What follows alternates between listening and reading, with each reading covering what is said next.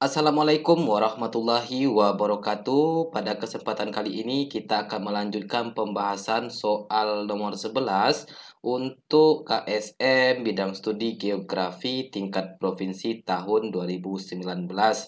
Nah, adapun soal yang nomor 11 adalah yang membedakan antara delta dengan gosong adalah A. Jenis material endapan, proses pembentukan, tempat pembentukan. B. Proses pembentukan, tempat pembentukan, dan bentuk. C. Jenis material endapan, proses pembentukan, dan bentuk. Yang D. Proses pembentukan, tempat pembentukan, dan ukuran material endapan. Nah, delta dan gosong itu sama-sama fenomena alam yang disebabkan oleh proses sedimentasi air. Nah, perbedaannya adalah kita lihat ke pembahasan. Di sini merupakan gosong dan ini merupakan delta.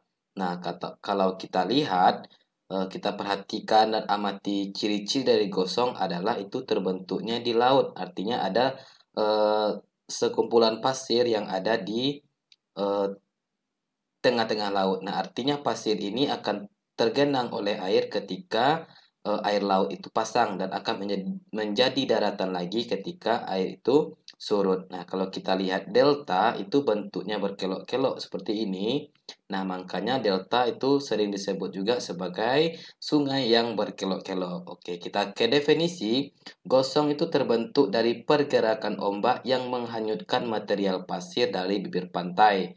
Pasir itu kemudian mengikuti arus ombak yang teratur dan lama-kelamaan tersedimentasi. Jadilah gundukan pasir yang disebut dengan gosong. Nah, delta merupakan daratan yang terbentuk dari hasil pengendapan sedimentasi yang dibawa oleh aliran air. Nah, persamaan antara delta dan gosong itu sama-sama proses sedimentasi air. Nah, perbedaannya apa? Kalau gosong itu terbentuknya di laut, kalau delta itu terbentuknya di sungai. Gosong itu pembentuknya adalah ombak, sedangkan delta itu pembentuknya adalah air sungai. Nah, maka dapat kita jawab soal nomor 11 ini. Yang membedakan antara delta dengan gosong adalah yang pertama, proses pembentukan.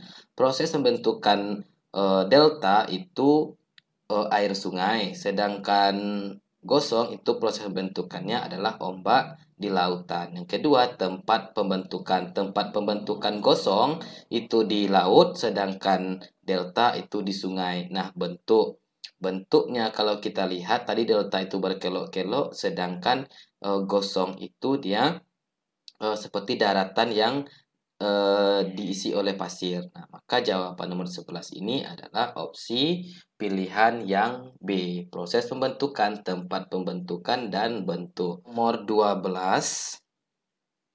Identifikasi bencana primer dan sekunder pada wilayah yang mempunyai kondisi geografis seperti gambar di atas adalah.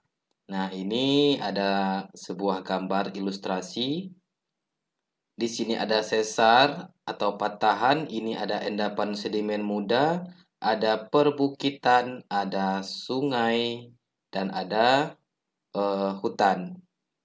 Nah, kira-kira identifikasi bencana primer dan sekunder pada wilayah yang mempunyai kondisi geografis seperti gambar di atas adalah. Nah, kita bahas terlebih dahulu bencana primer dan bencana sekunder. Nah, bencana primer itu adalah bencana yang disebabkan oleh alam itu sendiri, sedangkan bencana sekunder adalah bencana yang disebabkan oleh tangan manusia. Nah, kalau kita perhatikan di sini ada sesar, maka ketika terjadi sesar atau patahan, maka akan terjadi yang namanya gempa bumi. Nah, maka bencana pertama yang akan dihadapi oleh penduduk yang bermukim di sekitar ini adalah bencana gempa bumi. Nah, yang kedua itu ada karena di sini ada bukit, maka bencana yang mungkin terjadi itu adalah bencana tanah longsor. Nah, karena di sini ada rumah, ini ada rumah, ada sungai, maka bencana yang mungkin terjadi adalah banjir, banjir bandang. Nah, maka jawaban yang tepat itu adalah gempa bumi, landslide atau longsor sama banjir, banjir bandang. Maka pilihan jawabannya adalah option Yang C. Oke. Yang liquefaction ini apa? Liquefaction ini adalah tanah kehilangan kestabilan. Artinya terjadi tanah turun. Nah, ketika terjadi tanah turun itu tidak berefek pada penduduk yang tinggal di sekitar ini. Artinya tidak membawa dampak bencana. Artinya di sekitar sesar ini kan tidak ada pemukiman penduduk. Maka ini tidak menyebabkan bencana kepada penduduk. Artinya liquefaction ini adalah eh, kejadian alam atau bencana alam yang disebabkan oleh gempa bumi. Artinya ketika terjadi gempa maka akan menyusul bencana liquefaction atau tanah turun. Nah, karena penduduk tidak bermukim di sekitar sesar maka tidak ada bencana liquefaction. Maka jawaban yang tepat itu adalah gempa bumi, landslide, dan banjir bandang. Sesuai dengan soal tadi kan bencana primer, maka bencana primer yang pertama sekali itu gempa bumi. Baru ke bencana sekunder, landslide, dan banjir bandang. Oke, kita ke soal yang nomor 13. Pada surat Ar-Rum ayat 41 Allah berfirman, Zahara fasadu fil bahri wal bahri bima kasabat aidin nas. Nah, artinya ini telah tampak kerusakan di laut dan di darat disebabkan oleh tangan manusia. Nah, untuk menghindari dari perbuatan yang tidak dibenarkan menurut ayat di atas adalah melalui mitigasi.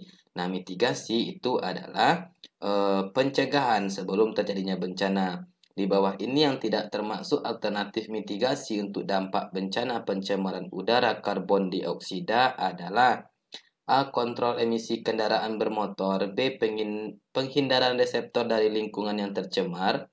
C. Kontrol sumber emisi stasioner. Dan D. Pengendalian pada unsur eh, prekursor THC dan NOx. Nah, THC ini adalah total hidrokarbon dan NOx ini adalah nitrogen monoksida. Nah, kira-kira mana yang tidak merupakan mitigasi? Nah, kalau menurut saya semuanya ini itu merupakan mitigasi. Tetapi kita kembali ke teori, dalam teori itu cuma ada dijelaskan 3 saja. Nah, selain itu untuk melakukan penanggulangan dalam menurunkan dampak yang diakibatkan oleh karbon dioksida, menurut Soedamo 2021 ialah sebagai berikut. Satu itu kontrol emisi kendaraan bermotor, dua kontrol sumber emisi, dan yang ketiga penghindaran reseptor dari lingkungan yang tercemar. Nah, di sini kalau kita perhatikan di pilihan jawaban yang opsi D ini pengendalian pada unsur prosesor. Artinya THC ini kan total hidrokarbon. Nah, total hidrokarbon ini dia sangat berbahaya juga. Total hidrokarbon itu banyak kita jumpai pada asap kendaraan bermotor. Artinya di sini kita pengendalian berarti kita mengurangi. NOx ini nitrogen monoksida. Nah, kalau nitrogen saja itu bermanfaat, tapi kalau nitrogen monoksida itu tidak. Maka dapat saya ambil kesimpulan kenapa jawabannya D. D itu adalah karena adanya kata-kata nitrogen di sini. Oke. Kita ke soal yang nomor 14. Di daerah Probolinggo sering dilanda angin gending yang merusak persawahan. Mitigasi yang dapat dilakukan adalah A. Membuat windbreak, B. Menanam tanaman tahunan, C. Membiarkan sawah tidak ditanami, D. Membuat plastik penutup pada tanaman. Oke, kita bahas yang D. Membuat plastik penutup pada tanaman itu adalah perbuatan yang sia-sia. Artinya ketika terjadi angin, plastik itu bakalan tertiup oleh angin. Artinya ini pekerjaan yang sia-sia, maka tidak tepat untuk menjawab nomor 14. Yang C, membiarkan sawah tidak ditanami juga tidak tepat. Artinya kalau tidak ditanami untuk apa kita bertani? Artinya tidak perlu mitigasi. Nah, yang B, menanam tanaman tahunan. Ini juga bisa. Menanam tanaman tahunan itu tidak dapat optimal dalam menanggulangi bencana angin gending ini. Karena kita menanam tanaman itu tahunan. Yang A itu membuat windbreak. Windbreak ini adalah penanaman tanaman, artinya kita melindungi tanaman kita itu dengan tanaman di sekelilingnya. Contoh kalau kita menanam padi, maka di tepi padi itu kita tanam pinang, tanam pohon-pohon yang besar sehingga angin dapat terhalang untuk merusak tanaman ini. Nah, maka jawaban yang tepat itu adalah membuat windbreak. Oke. Nomor 15. Tanaman kentang yang banyak dibudidayakan oleh masyarakat Tengger bentuk pematang pada lahan sawah seringkali tegak lurus dengan garis kontur. Hal ini menunjukkan adaptasi petani terhadap A. Intensitas curah hujan yang tinggi, B. Areal persawahan yang berbukit-bukit, jenis tanah yang keras, jenis tanah yang mudah longsor. Oke, ini kalau kita perhatikan daerah Tengger itu daerahnya berbukit-bukit. Nah, makanya orang bertani daerah Tengger itu dia eh, menggunakan garis kontur yang tegak lurus. Itu disebabkan oleh kondisi daerahnya yang berbukit-bukit. Oke, orang Tengger pasti tahu ini. Kita ke soal yang nomor 16. Perhatikan pernyataan berikut. Satu, perbedaan tekanan udara antara dua isobar yang berjarak 1 derajat makin besar nilai gradien. Nah, nilai gradien itu adalah angka yang menunjukkan tekanan udara. Makin besar nilai gradien, maka semakin besar kecepatan angin. Oke. Yang kedua, ketinggian tempat. Semakin tinggi posisi suatu tempat, kecepatan angin semakin besar. Dan makin landai posisi suatu tempat, kecepatan angin semakin kecil. Yang ketiga, tinggi lintang. Semakin tinggi letak lintang suatu tempat, maka kecepatan angin semakin kecil dan sebaliknya. Yang nomor 4, semakin rendah suatu tempat, maka tekanan udara semakin besar, yang membuat kecepatan angin semakin berhembus semakin cepat.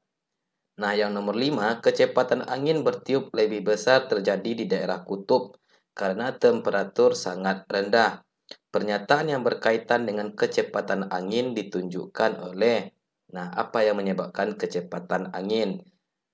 Angin itu adalah udara yang bergerak dari tekanan maksimum menuju daerah yang bertekanan minimum.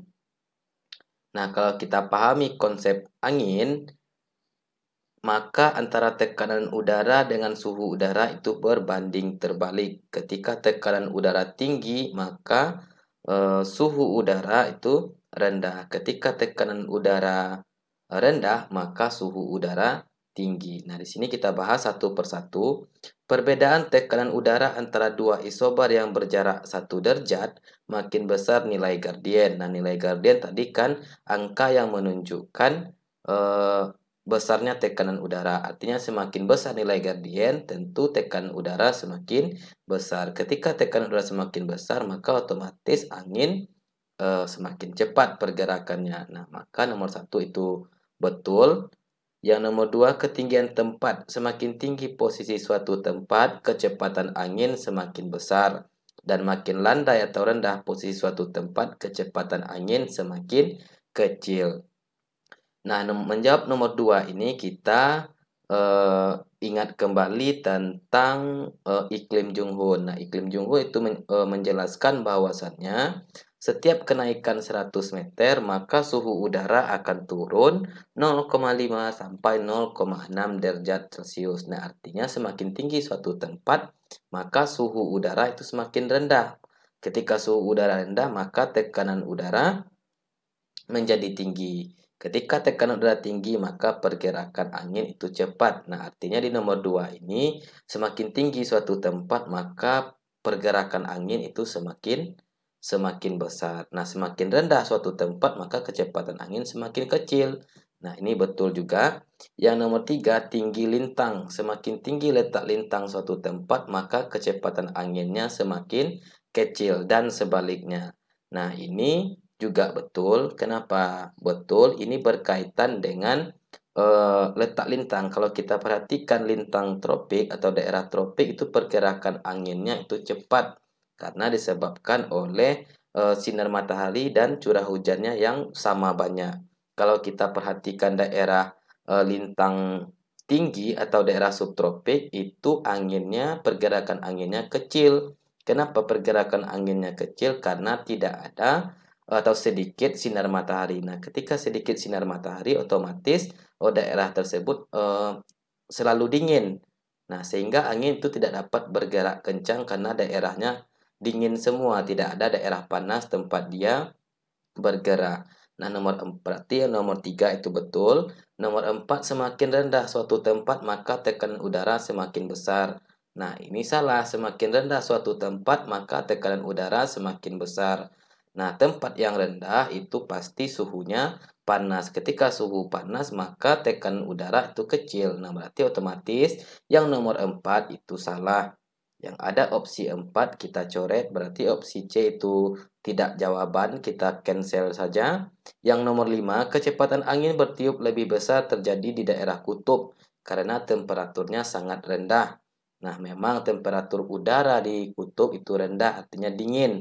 Di sini apa yang salah? Di daerah kutub ini kan sinar mataharinya sedikit. Nah, ketika sinar matahari sedikit, maka angin tidak dapat bergerak kencang karena tidak ada daerah yang panas. Kita kembali ke konsep angin tadi, kan angin bergerak dari daerah yang bertekanan minimum ke daerah yang bertekanan maksimum ke daerah yang bertekanan minimum. Artinya di kutub ini tekanan udaranya maksimum saja, nggak ada daerah yang bertekanan minimum sehingga angin tidak kencang. Nah, maka yang ada opsi 4 sama opsi 5 itu salah.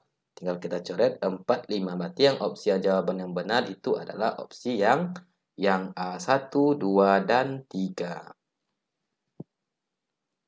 Oke, kita ke soal yang nomor 17.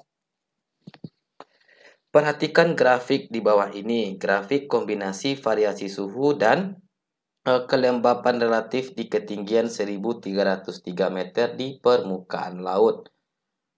Hasil pengamatan keterkaitan antara suhu 0 derajat dengan kelembapan relatif persen yang dilakukan di lereng gunung menunjukkan proses penguapan yang sangat tinggi pada jam.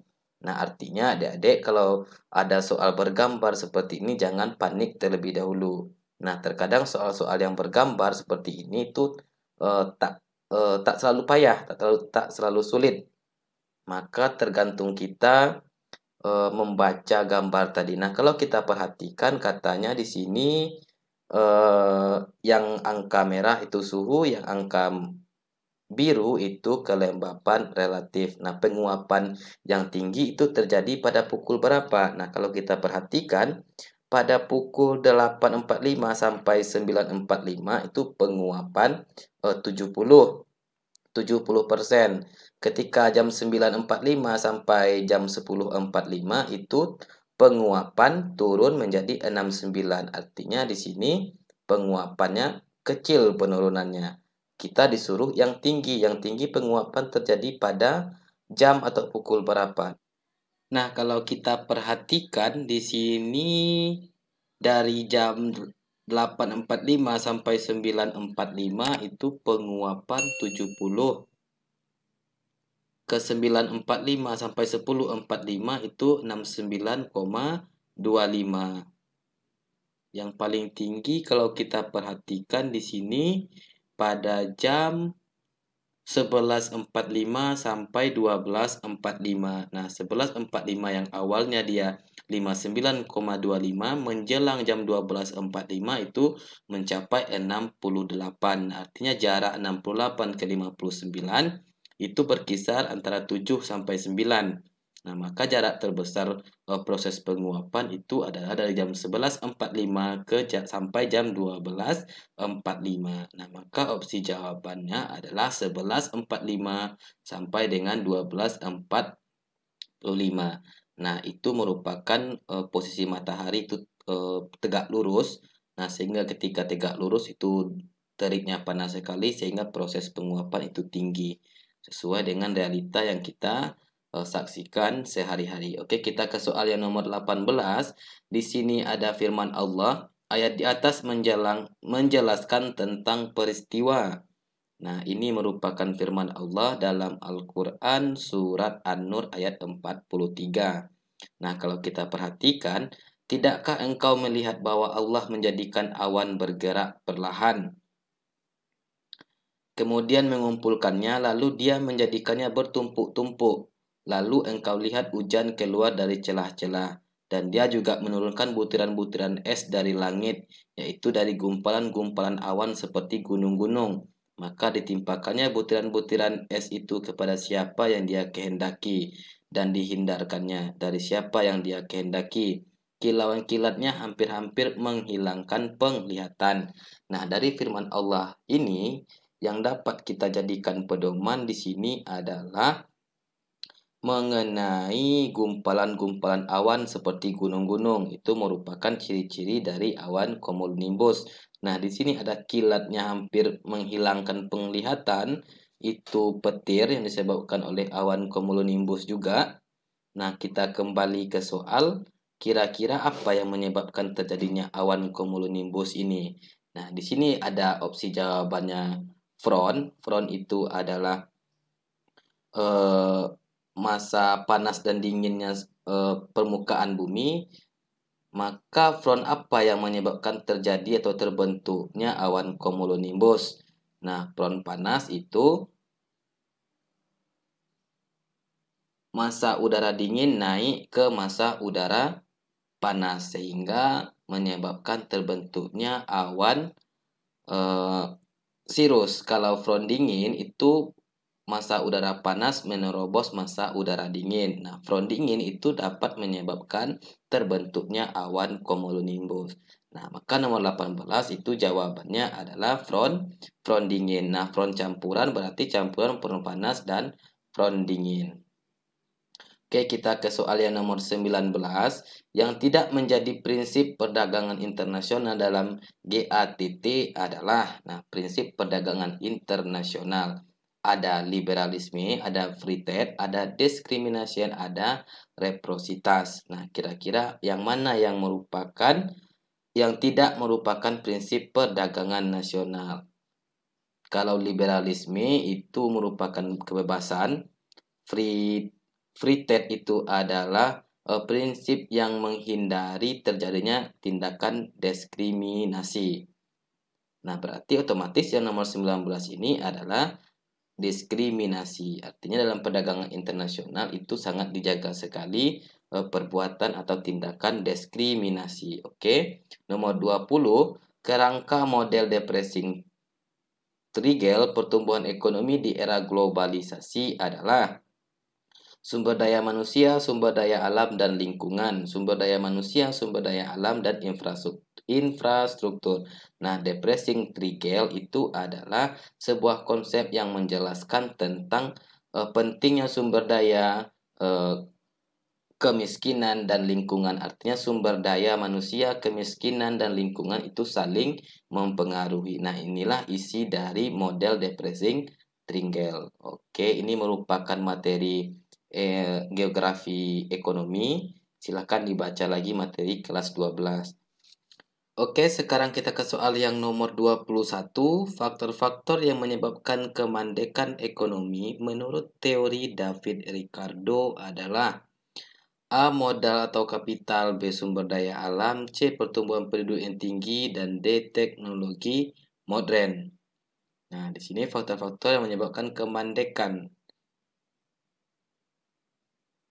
Nah, David Ricardo itu menitikberatkan pertumbuhan ekonomi pada pentingnya modal, pertumbuhan penduduk, sama teknologi. Nah, berarti yang menyebabkan kemandengan ekonomi itu adalah sumber daya alam. Oke, kita ke soal yang nomor 2. Perhatikan pernyataan berikut. Penyediaan air melalui sistem irigasi, pemakaian pupuk kimia secara optimal, penerapan pestisida sesuai dengan tingkat serangan organisme pengganggu, penggunaan varietas unggul sebagai bahan tanaman berkualitas, dan D. Teknologi pertanian. Revolusi hijau mendasarkan pada pilar penting yaitu, menurut teori revolusi hijau, mana yang paling penting dalam pertanian?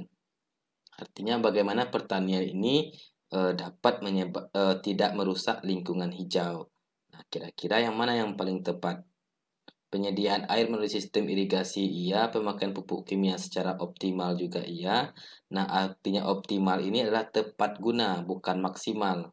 Kalau maksimal salah, berarti kalau optimal itu betul. Artinya optimal itu tepat guna, secara tepat. Berarti 1, 2 itu betul. Nomor 3, penerapan pestisida sesuai dengan tingkat serangan organisme pengganggu, iya juga. Penggunaan varietas unggul sebagai bahan tanaman berkualitas, iya juga. Nomor 5, teknologi pertanian. Teknologi pertanian itu tidak masuk kepada revolusi hijau. Kenapa? Karena teknologi itu dapat merusak lingkungan hijau. Berarti yang ada angka 5 itu salah. Berarti tinggal kita coret saja angka 5. 5 berarti yang betul 1, 2, dan 3. Yang nomor 4 juga betul tapi tidak ada opsi jawabannya. Nah, nomor 23, dasar yang digunakan oleh von Thunen dalam teori pertanian adalah, nah, von Thunen dalam teorinya itu menyebutkan bahwa pentingnya dalam bertani itu memperhatikan sewa lahan dan jarak ke pasar. Nah, ini isi dari teori pertanian menurut von Thunen. Artinya dia lebih menimbangkan berapa sewa tanah, berapa sewa lahan untuk bertani, dan berapa jauh jaraknya ke pasar. Oke, kita ke soal yang nomor 2. Dari perspektif sosial budaya, sistem pertanian yang secara umum dianggap sebagai satu-satunya sistem pertanian yang sesuai dengan ekosistem hutan tropis. Nah, jadi maksud soal di sini adalah jenis pertanian yang seperti apa yang cocok untuk ekosistem hutan tropis.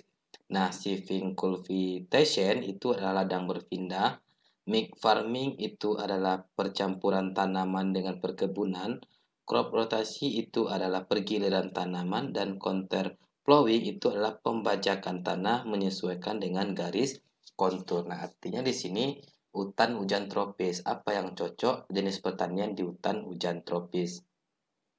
Nah, yang paling cocok jenis pertanian di hutan hujan tropis itu adalah silvicultivation. Nah, ini merupakan ladang berpindah. Artinya ladang berpindah itu cocok di daerah hutan tropis. Artinya hutan hujan tropis tadi kan hutan yang sangat subur. Artinya ketika kita melakukan eh, ladang berpindah, artinya tanah yang sudah digunakan untuk bertani sebelumnya itu bisa menjadi subur kembali. Nah, setelah pindah ke daerah yang satu, maka pindah lagi ke daerah yang lain. Setelah di daerah sini, pindah lagi ke daerah yang lain, dan pada akhirnya kembali ke daerah yang awal menunggu tanah itu menjadi subur setelah kita gunakan untuk bertani di awal. Nah, jadi yang paling cocok itu adalah shifting cultivation. Oke, kita ke soal yang nomor 25. Minyak dan gas bumi kebanyakan ditemukan pada batuan berpori yang berasosiasi dengan struktur sesar, struktur kekar, struktur antiklin, dan struktur sinklin. Nah, yang paling tepat apa? Nah, jawaban yang paling tepat itu mengarah kepada struktur antiklin dan struktur sinklin. Ini berkaitan dengan bentuk lipatan. Nah, minyak bumi itu banyak ditemukan pada batuan sedimen karena batuan sedimen itu memiliki mineral yang sangat tinggi, ditambah lagi itu batuannya berpori. Nah, kira-kira apa yang menyebabkan banyaknya minyak bumi pada batuan sedimen? Nah, batuan sedimen tadi berasosiasi dengan apa? Nah, berasosiasinya dengan struktur antiklin. Artinya jenis lipatan dengan jenis antiklin. Artinya lipatan antiklin ini adalah jenis lipatan yang naik ke atas atau desakan ke atas sehingga menyebabkan minyak bumi ketika terdesak itu terperangkap di puncak lipatan. Nah, sehingga daerah tersebut kaya akan minyak bumi. Jadi struktur antiklin. Oke, mungkin sampai di sini dulu. Kita bahas sampai soal nomor 25. Insya Allah kita lanjutkan besok 26 sampai dengan 40. Kita akhiri dengan bacakan Alhamdulillahirabbil alamin. Assalamualaikum warahmatullahi wabarakatuh.